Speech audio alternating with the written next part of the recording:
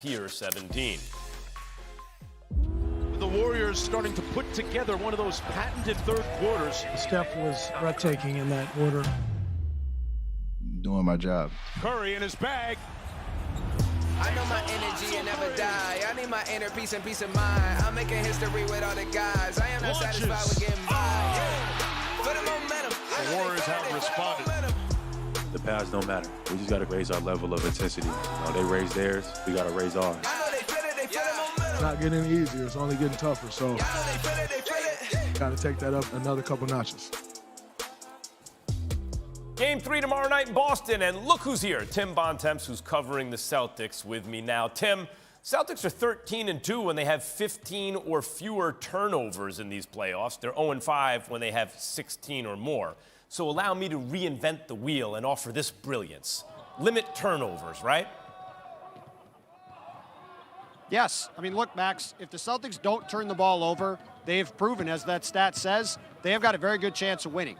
And really, to me, when you look at these games, and I asked a bunch of the Celtics about it today, it comes down to two things. Either the Celtics get too aggressive trying to get to the rim and dribble too far into the paint and then get lost. You know, as Jason Tatum said, he doesn't give himself the ability to pass back out to the perimeter.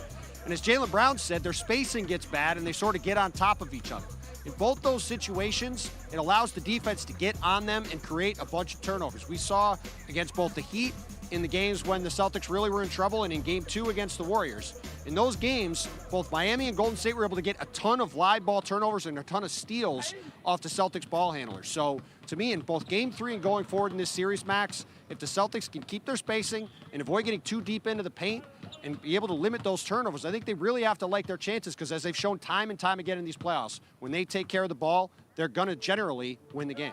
It is a lot to ask of a relatively inexperienced team against a very experienced team under these circumstances. Jason Tatum spoke at length today about what being in these finals means to him. What do you think about what Tatum had to say, Tim? Well, it's been really interesting, Max. So I've covered Jason Tatum since his second year in the league on a regular basis. I've lived here in Boston. I've been around him a lot. And he's really grown into a much bigger personality over these 4 years that I've been around him. And you really saw that on display today with the final two answers he had in his press conference. He got asked a question by Candace Buckner from the Washington Post about what it meant to him to be a dad. He's obviously very visible with his son Deuce. And he said, you know, it's great that if people see him as a role model with the way he's around his son, he thinks that's the kind of thing people need to see. And he also wants him to be around him as much as possible. And he said when he got drafted in 2017, it was the same year he had his son. He said he didn't want to give up either of those things. He didn't want to give up being a dad, and he didn't want to give up being an NBA player. He wanted to maximize both things, and he's certainly done his best to do that. And the other thing I thought was interesting was when he got asked about his journey into being a superstar, he went into the fact that he didn't know where the idea of him being a superstar became such a hot topic for debate. Now, as we know, it's certainly something that's talked about a lot, and Tatum said he sees it all the time. But he did say that the one thing that can't be debated is if they win 3 more games in this series, he will be an NBA champion. And Jason Tatum's goal over these next 5 games, Max, is to get the Celtics 3 more wins and to make you very unhappy in getting banner 18 up here in the rafters here at TD Garden. Tatum, the reason we talk about you being are you a star, are you a superstar, is because we're sports degenerates, and this is like what we do. What do you mean, like, you know, what are we going to do? Thank you, Tim. We now welcome in Om Young-Misuk, who is covering the Warriors. Klay Thompson, he has not looked like himself, or maybe this is his new self, or at least temporarily his new self, having missed 1 billion games, you know, since he was coming back from injury. So what has he been doing to help him get back to where he needs to be? Max, Klay revealed to us today that he has been going to YouTube sometimes when he struggles and goes back and will even look for footage from him back from his college days to remind him of how good of a shooter he is. And so I asked him today, I said, when was the last time you went back to YouTube? He said probably yesterday. Because remember, he's coming off a game where he was 1 for 8 from 3. He has not shot well in these NBA Finals so far. I think he was like 4 for 19 in Game 2. And so I said, oh, well, if you were yesterday, what do you go to on YouTube? What's your go-to that you pull up?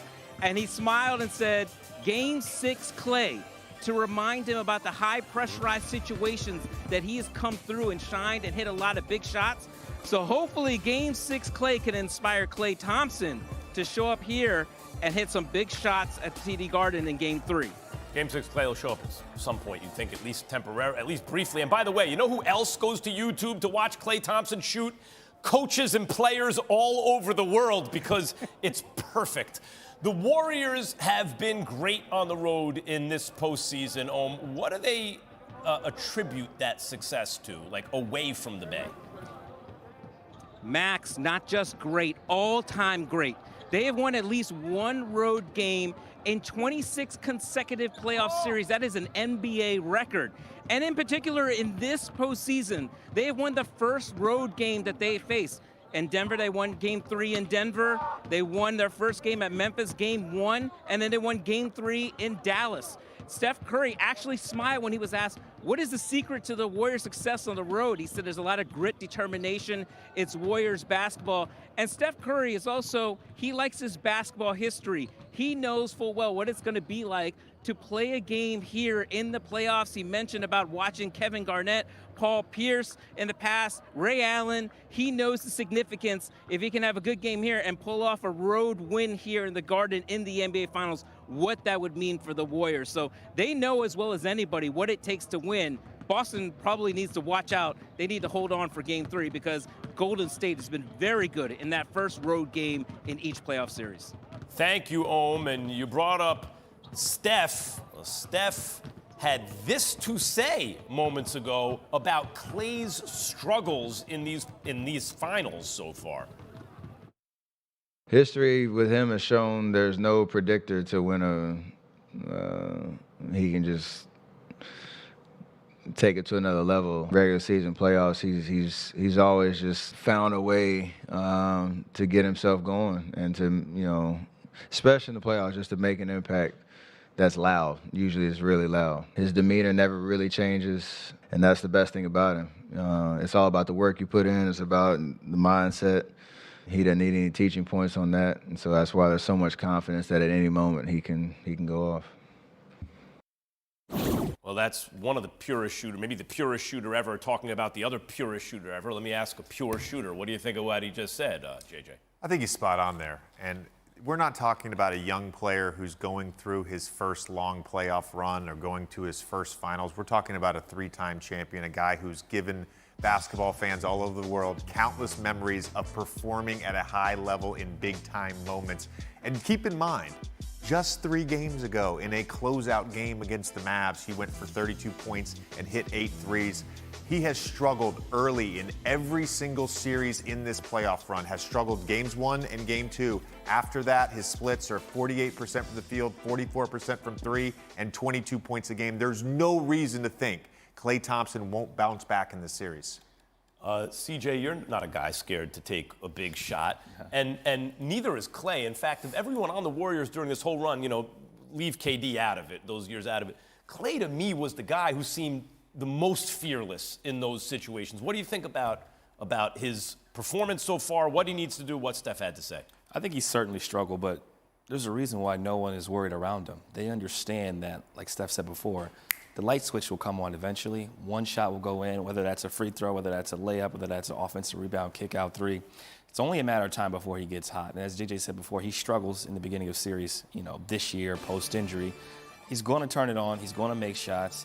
He triggered an old memory out of our page. I know JJ does it. I do it. I watch 2016 CJ. I watch Duke game CJ. I watch CJ on a random game against Sacramento on the road in California. I watch YouTube consistently just because you need that positive affirmation, that positive reinforcement sometimes, even when you're playing well. So I expect him to play much better. He's too good of a shooter to continue to shoot 30%. Steph's going to get double teamed sooner than later because they can't guard him the same way, which ultimately means someone else is going to be open. And if it's the second greatest shooter of all time, he's going to. You know, like with Poole, I don't know if they need Klay to consistently be Klay or if he just goes supernova in that one game and gets you that one game because of him. Maybe that'll be enough to tip the series. Can we talk a little Draymond? You were here earlier. Yeah, I'd love to. Very busy with your very popular podcast, Old Man in the Three. Check it out with JJ Reddick if you don't already. Did Draymond provide a blueprint in any way in terms of how to play the Celtics? I don't necessarily think he provided a blueprint in how to play the Celtics or beat the Celtics. Draymond basically brought his blueprint, which is energy, spirit, tenacity, toughness, being an agitator, being an instigator. I thought he set the tone in that game from the opening tip and was just relentless in just being a spark plug for that team. You know, the bigger question to me is you know, can they get Klay going? Can Andrew Wiggins provide some consistency? Can Jordan Poole provide some consistency? That's ultimately what's going to decide whether or not they beat the Celtics. But Draymond Green is the heart and soul and the spirit of this team. CJ, how did the Celtics take advantage of the fact